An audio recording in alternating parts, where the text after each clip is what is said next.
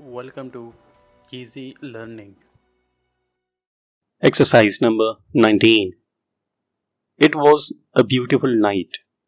Although it was very warm, the air was clear and it was possible to make out the distant line of the higher land to the east.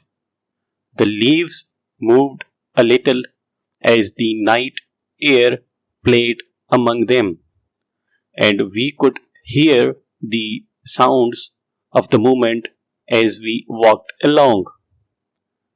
The fireflies were out in their hundreds, and their lights came and went as they flew along. We could follow their course by watching the coming and the going of their little lights.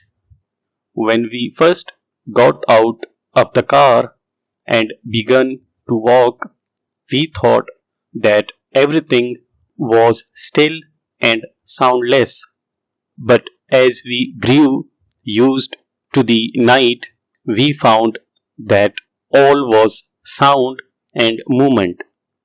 Masses of little living things were on the move, and they all in turn gave voice to their desires or needs as they went on their way, perhaps looking for food, perhaps moving for no reason at all except the desire not to be still.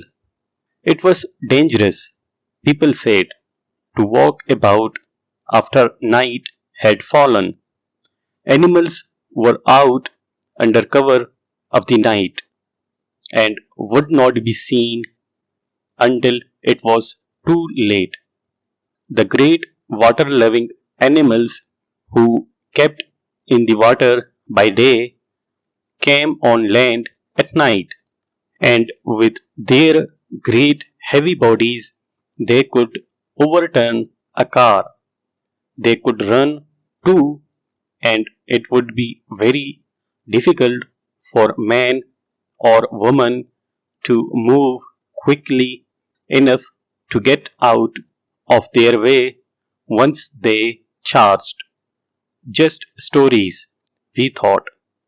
You would not get these things happening so near to houses and a town, we said. It was only a small town, but still it was a town, and one did not in these days get charged by animals in streets and among houses. But of course, we were no longer on the streets, and the lights of the nearest houses could not be seen. The only lights we saw were the little ones of the fireflies as they went on their way for purposes known only to themselves. It was the kind of night on which anything could happen, for not often in life are nights quite so perfect, quite so cut off from all that is real and earthly. We made our way little by little to the water. At last we came into the open, and there in front of us was a mighty inland sea, a piece of water 200 miles and more across. The water was still and was touched by little points of light copied from the millions of white bodies over our heads. They looked so near in that clear night that we had the feeling that we could touch them if we sailed on the waters. If only we had a little sailing ship now, we cried. If only we could sail away out and out on this still beautiful water. If we sailed away out and out on this still, beautiful water, if we sailed away now, said one, I am sure we could never come back. That water is not of this world, I am sure, and when daylight came, we should find ourselves in the great unknown. We did not really believe this, and yet it seemed possible. Anything seemed possible on such a night and in such a place.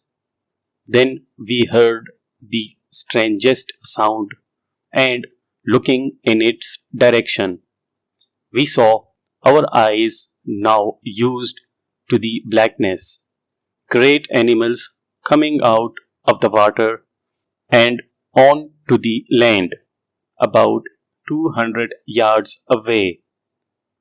Without speaking, we turned away, trying not to call attention to our movements. When we were out of the open and among the undergrowth once more, we walked quickly. As we got near to the car, we said, You see, those stories are not true. The things keep near to the water. They would not come all this way. But when we reached our car, we found it on its side, and the footmarks of a large animals were clearly to be seen on the earth nearby. Full stop.